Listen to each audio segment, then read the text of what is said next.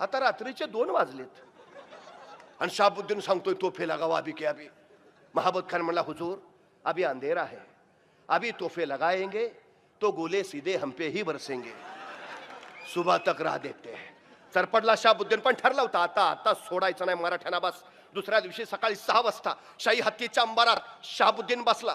30-32 तोफा महाबत खानाने किल्ल्याच्या दिशेने तोंड करून ठेवल्यात. दारुगड टसून मारलाय, वातान बाहेर काढली आहे. आता शहाबुद्दीनची इशारा झाली की वातान पेटवायची, तोफ मारा चालू. आणि शहाबुद्दीनची इशारा झाली, हातात पेटती मशाल घेऊन महाबत खान पुढे झाला आणि तोफेची वातान पेटवणार. त्यातून गडावरूनच आवाज आला, धडम दुम. तोफेचा गोळा सु येतोय त्यांच्याच दिशेनं. तसा महाबत खान कडाडला, तोफे पीछे लो, तोफे पीछे लो. त्या शहाबुद्दीनला सुचायचं बंद झालं. क्या क्या क्या क्या हुआ हुजूर, मराठों ने गोला बारूद कर दी है, आगे रहेंगे तो उनके गोले सीधे हम पे बरसेंगे, पीछे आएंगे हमारे गोले उन तक नहीं पहुंचेंगे. तोपखाना नाकामयाब हुजूर.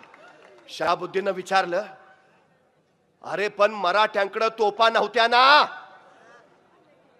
तोफा नव्हत्या मराठ्यांकडे मग? तसा महाबत खान म्हणला, हुजूर मराठ्यांकडे तोफा नव्हत्या, डोकं तर होतं. मतलब मराठ्यांनी लाकडाच्या तोफा तयार केल्यात, त्याला आतनं जनावराचं कातडं लावलंय. हुजूर त्यांची एक तोफ आपल्या 10 तोफेला भारी आहे. ठीक ठीक, तोफा तयार केल्या तोफा तयार. दारुगोळा कुठनं आणला? तसा महाबत खान म्हटला, मग रात्री छापा कशाला मारलेला?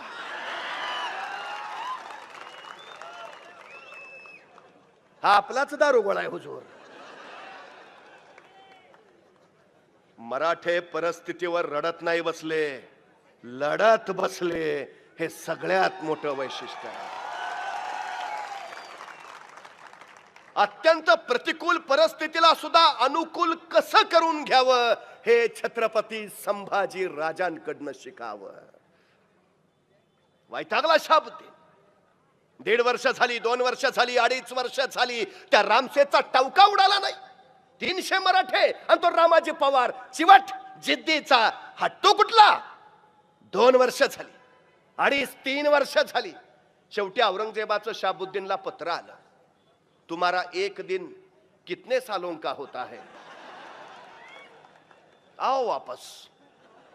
त्याला माघारी बोलवला. अब कौन जाएगा? उभा राहिला फतेह खान. हुजूर हम जाएंगे, हम लेंगे रामसेज.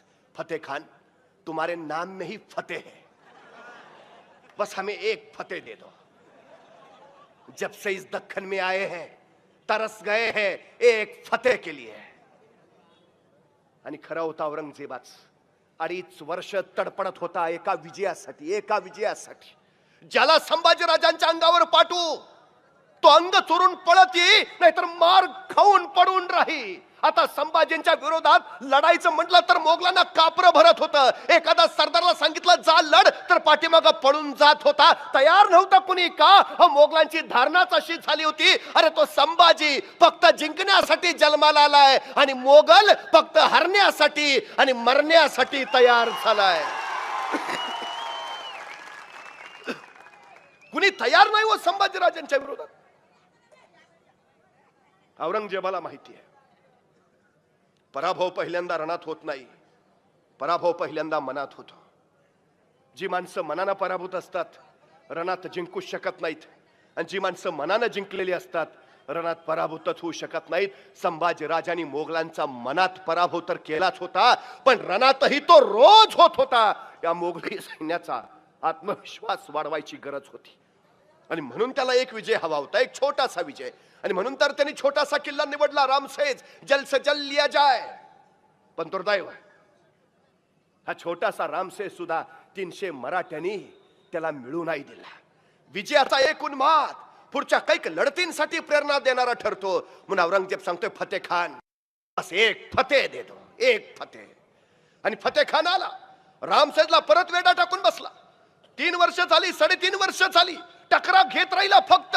पण रामाजी पवार त्याचे मनसुबे यशस्वी होऊ देना. फतेह खान संतापला. 4 वर्ष झाली, रामसेज अजिंक्यच राहिला. फतेह खानला काही कळेना क्या किया जाए. शेवटी त्या फतेह खाननं सगळ्या सरदारांची बैठक बसवली. क्या किया जाए. आता अशी एखादी बैठक बसली की हमकाच त्याच्यात एखादं तिरकं असतं, ते तिसरंच काहीतरी काढतो. म्हणजे मी कायम सांगतो, एखाद्या गावाचा विकास करायचा असेल, समाजाचा विकास करायचा असेल, 4 गोष्टी फार महत्वाच्या.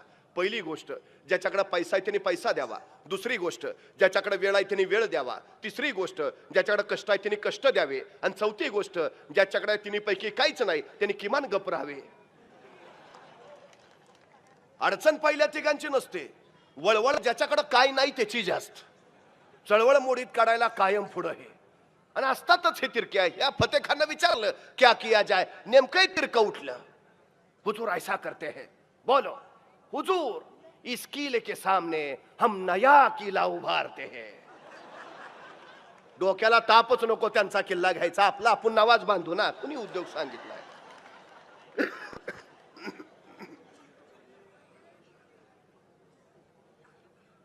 आता त्यांनी चेष्टेत सांगितलं, फतेखांना सिरियस घेतलं. सही बात बोला तू, ऐसा ही करेंगे. पण फतेखानच्या डोक्यात चक्र वेगळं. त्याला माहिती आहे, हे वर येऊ देईनात, लढायला पुढे येईनात.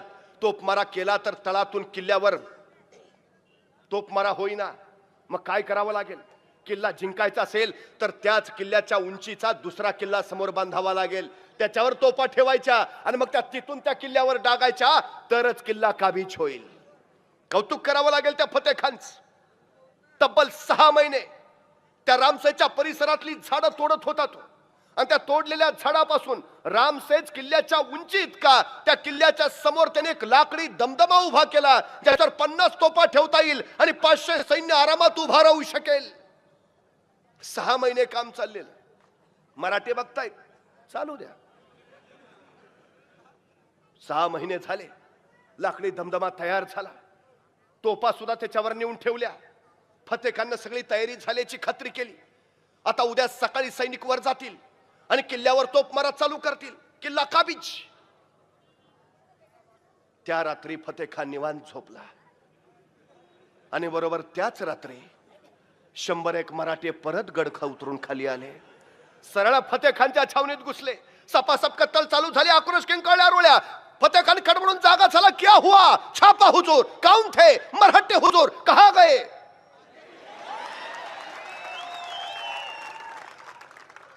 संतापला फतेखान.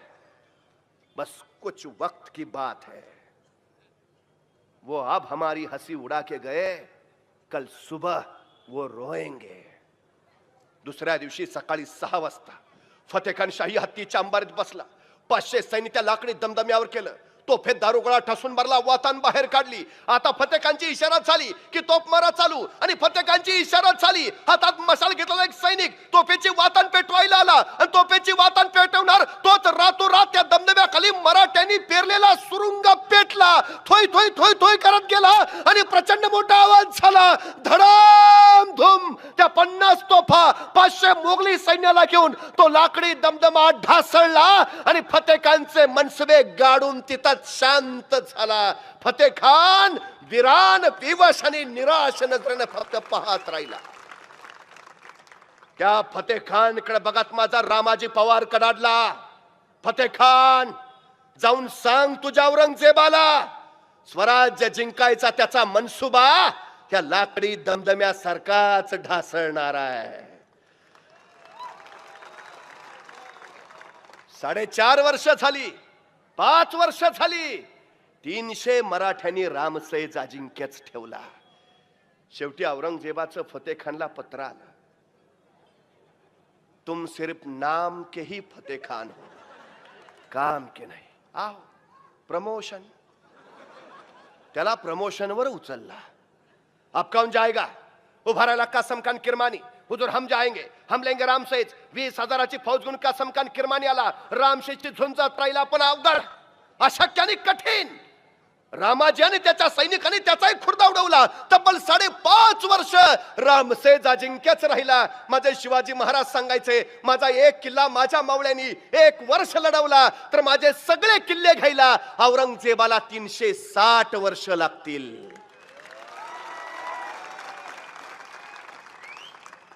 अरे पण माझ्या संभाजी राजांनी रामसेज नावाचा एकच किल्ला 5.5 वर्ष लढवला. मग 5.5 गुणिले 360, औरंगजेबाला सगळे किल्ले घ्यायला किती वर्ष लागतील? हे शौर्य कुणाचं, हे धैर्य कुणाचं, हा पराक्रम कुणाचा, हे धाडस कुणाचं, हे साहस कुणाचं? माझ्या सर्जा संभाजींचं. औरंगजेब वैतागला, संतापला. परत महाराष्ट्राच्या उरावर रुतून बसला. पावसाळा नजदीक आलेला. पावसाळ्यात मोगलांच्या हालचाली मंद, आणि याचाच फायदा संभाजीराजाने उचलला. औरंगजेबासारख्या कळीकळाशी झुंजायचं म्हणजे समर्थ आणि सामर्थ्य पण हवं. विलक्षण चाल टाकली. पसरलेल्या औरंगजेब नावाच्या अजगराच्या अंगावरनं संभाजी महाराजांनी उडी घेतली आणि संभाजी महाराज सरळ कर्नाटकात पोहोचले. मैसूरच्या चिकदेवरायाला तडका दिला. चिकदेवराय शरण आला. 1.5 कोटीची खंडणी त्यांनी संभाजी महाराजांना दिली आणि मैसूर काबीज करून संभाजीराजे पुढे सरकले. तंजावरचे व्यंकोजीराजे सोबत आले आणि मग बघता बघता मराठी फौजेनं सारा कर्नाटक काबीज केला. तिथून मराठी फौजा घुसल्या तामिळनाडमध्ये. तामिळनाडच्या मद्रासवर कब्जा मिळवला. मद्रासवर भगवा फडकला. कावेरीच्या तटावरचा पाषाणकोटही जिंकला आणि मग तामिळनाड काबीज करून मराठी फौजा संभाजींच्या नेतृत्वाखाली घुसल्या आंध्र प्रदेशात. आंध्रातले 80 राजे संभाजीराजांनी पराभूत केले. आंध्र प्रदेशवर भगवा फडकला. गंगाराम वाणी नावाचा संभाजी महाराजांचा सेनापती फौज घेऊन बिहार मध्ये गेला. बिहारच्या पाटण्यावर स्वराज्याचा दौलता ध्वज फडकला. बिहार आणि पाटणा संभाजीराजांच्या घोड्यांच्या टाफाखाली आलं. मराठी फौजा बंगाल मध्ये घुसल्या. बंगालच्या कोलकात्यावर शिवरायांचा भगवा फडकला. कोलकाता काबीज झालं. म्हणजे आताच्या हिंदुस्थानचा जर नकाशा बघितला तर महाराष्ट्र, कर्नाटक, गुजरात, हरियाणा, मध्य प्रदेश, गोवा, राजस्थान, आंध्र आणि तामिळनाड या 9 राज्यांवर संभाजी महाराजांची सत्ता आहे. या 9 राज्यांचा समावेश स्वराज्यात संभाजींनी केला आहे. या 9 राज्यांवर संभाजींच्या पराक्रमाचा भगवा फडकतो आहे. राहिला होता फक्त उत्तरेतला भाग, आणि उत्तरेत आपलेच होते राजपूत. मिर्झा जयसिंहाचा मुलगा रामसिंह. संभाजी महाराजांनी त्यांना पत्र लिहिलं, सारी दक्षिण आम्ही काबीज केलीच आहे, उत्तरेत आपण आहात. संभाजी लिहितात, त्या यवनधमाला सांप्रत असं वाटू लागलंय आम्ही हिंदू तत्वशून्य झालोय. आम्हाला धर्माचा काही अभिमानच राहिला नाही, पण आम्ही आमच्या मातृभूमीसाठी आमचं सारं सर्वस्व, आमचा देश, दुर्ग, संपत्ती सारं पणाला लावायला तयार आहे. दक्षिण आम्ही काबीज केलीच आहे, उत्तरेत आपण आहात. या वक्ती जर आपण सहकार्याचा हात दिलात तर त्या औरंगजेबाला कारागृहात डांबणं शक्य होईल. काय महत्वाकांक्षा आहे माझ्या सर्जा संभाजींची, औरंगजेबाला कारागृहात डांबण्याची. आणि तेही कधी?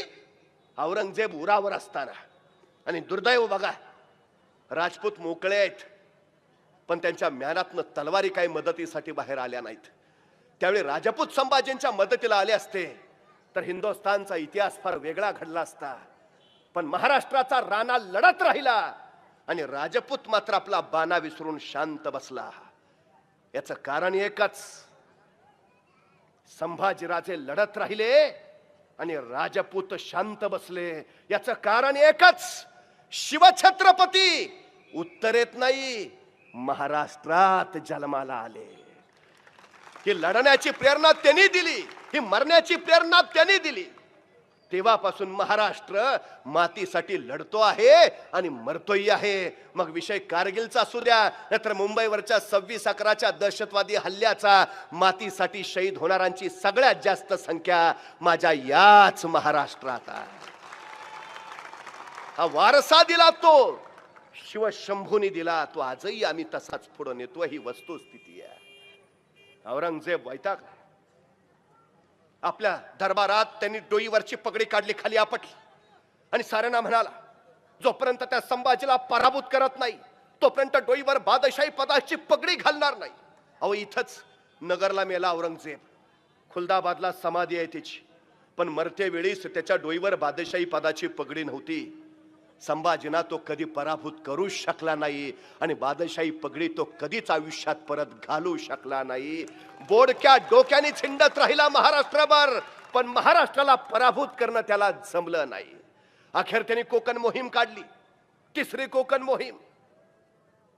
शहजादा मुअज्जमला 90,000ची फौज देऊन बेळगावच्या वाटेनं रामदऱ्याच्या घाटानं सावंतवाडी मार्गे त्यांनी गोव्यात पाठवलं. संभाजीराजे त्यावेळी गोव्यात होते. गोव्यातल्या विजराईला जंग पछाडून गोव्यावर भगवा फडकवायच्या तयारीत होते आणि त्याचवेळी उत्तरेतनं शाबुद्दीन खानाला 30,000ची फौज घेऊन पाठवलं. म्हणजे सावंतवाडीच्या वाटेनं मुअज्जमनं यावं, पुण्याकडनं शाबुद्दीनला घुसावं आणि गोव्यात असणाऱ्या संभाजींना खिंडीत पकडावं, असा औरंगजेबाचा डाव. गोवा जिंकलाच होता संभाजीनी. आता काही क्षणात गोव्यावर भगवा फडकणारच होता. पण ह्या मुअज्जमाल्याची वार्ता मिळाली आणि संभाजीने गोव्याची लढाई सोडली आणि संभाजी सरळ रामदऱ्याच्या घाटात आले. ज्याला पकडावं तोच समोर मुअज्जमची दात खेळ बसली. पण तोपर्यंत हर हर महादेवचा जागर झाला. समशेरी उससल्या आणि रामदऱ्याचा घाट थरारत राहिला. तब्बल 40,000 मोगल संभाजीराजाने आपल्या सैन्याच्या मदतीनं कापून काढले. रामदऱ्याचा घाट थरकापत राहिला. आल्या वाट्यानं संभाजी तसेच माऱ्यासारखे निघून गेले आणि बरोबरचा कोंडाजी संभाजींना विचारत राहिला, तो मुअज्जम आयता ताब्यात आलता, कापायचा नाही वे, जित्ता का ठेवला?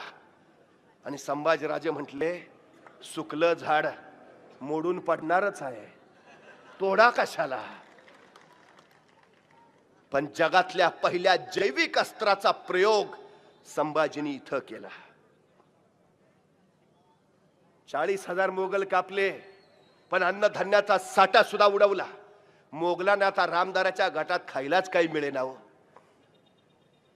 आता कोकणात काय मिळतं? नारळाचं कुळीत. काय गंमत करून ठेवली संभाजी महाराजांनी. आणि या मोगलांनी नारळाचं कुळीत खाल्लं आणि 40,000 मोगल टाचा घासून तिथंच त्या घाटात मेले. तलवारी शिवाय डोक्यानं आणि शस्त्राशिवाय शास्त्रानं जगाच्या इतिहासात मारली गेलेली ही सगळ्यात मोठी फौज. आणि या अस्त्राचा प्रयोग पहिल्यांदा केला तो संभाजीने. अहो ते 80,000 मुर्दे सडलेले, त्यांच्या वासानं बाकीचे ओकून ओकून मेले. अहो त्या मुअज्जमची अवस्था अशी उचलायला चौघं राहिले नव्हते. कुणीतरी कळवलं औरंगजेबाला, पोराची फार विचित्र हालत झाली. मग त्या राहुल्ला खानाला पाठवलं. त्यानं कसं बस मुअज्जमला परत नेलं. परत आलेल्या मुअज्जमचा औरंगजेबानं 90,000 रुपये रोख देऊन सत्कार केला. मुअज्जमला पण कळेना. त्याने विचारलं, अब्बाजान 1.5 कोटीचा खजिना घालवून आलो, 90,000 सैन्य बुडवून आलो, तरी तुम्ही मला 90,000 रुपये रोख बक्षीस देताय किंवा अब्बाजान? औरंगजेब म्हटला, तू जिवंत परत आलास ना म्हणून. नाहीतर या संभाजी राजांकडे जाणारा कुणी जिवंत कसा परत येईल? तू आलास म्हणून. इतकी धास्ती, इतकी भीती खाल्ली होती औरंगजेबानं. वैतागला, संतापला. सगळ्या सरदारांना विचारलं, क्या किया जाए? आणि सगळे एका सुरात म्हणाले, हुजूर वापस लौट चलते, अभी दम नाहीये हुजूर. आणि खरं होत. औरंगजेबाचं पुरं सैन्य संभाजी राजांनी बर्बाद करून टाकलं. औरंगजेबाची तिजोरी पुरती तळाला गेली. आता आणखी काही काळ या संभाजींबरोबर लढत राहिलो तर आपली कबर इथंच बांधली जाईल याची औरंगजेबाला खात्री पटली. आणि अखेर औरंगजेबानं निर्णय घेतला, छोड देंगे दख्खन भी. आणि औरंगजेबानं दख्खन सोडला. 4.5 वर्षामध्ये संभाजींना जंग पछाडलं. पण संभाजी औरंग्याच्या डोक्यावर पाय देऊन भगवा डौलानं फडकवतच राहिला. आपल्या समशेरीचं शौर्य दाखवत राहिला. ना कुठला गड गेला, ना कुठली जमीन. स्वराज्य फक्त वाढत राहिलं. अहो शिवाजी महाराजांच्या काळात जेवढं स्वराज्य होतं त्याच्यापेक्षा 5,000 किलोमीटरनी संभाजीराजांनी स्वराज्य वाढवलं. शिवाजी महाराजांच्या काळात जेवढा खजिना होता त्याच्या 5 पटीने संभाजीराजांनी विस्तारला. शिवाजी राजांच्या वेळी जेवढे किल्ले होते ते राखलेच, पण खोलगड, मर्दनगड सारखे काही नवे किल्ले बांधले. आपल्या 9 वर्षाच्या कारकिर्दीत संभाजी महाराजांनी 240 लढाया केल्या, पण एकाही लढाईत पराभूत न होणारा राजा गिनीज बुकला फक्त संभाजी राजांचीच नोंद घ्यावी लागली. जो कधीच हरला नाही, ज्याने कधी पराभव पत्करला नाही, जो नमला नाही, जो झुकला नाही, जो वाकला नाही, जो असीम धडाडीने स्वराज्य संवर्धनासाठी लढत राहिला, तो सर्जा संभाज. मोगल वाकवले, इंग्रज नाचवले, पोर्तुगीज झुकवले आणि जंजिराचा सिद्धी दर्यात बुडवला. एक नाही, दोन नाही, तब्बल 12 घड्यावर हा छावा निकडाची पंजे फाड करत राहिला आणि आपल्या शौर्याची पताका फडकावत राहिला. सर्जा संभाज. स्वराज्य अफाट उंचीवर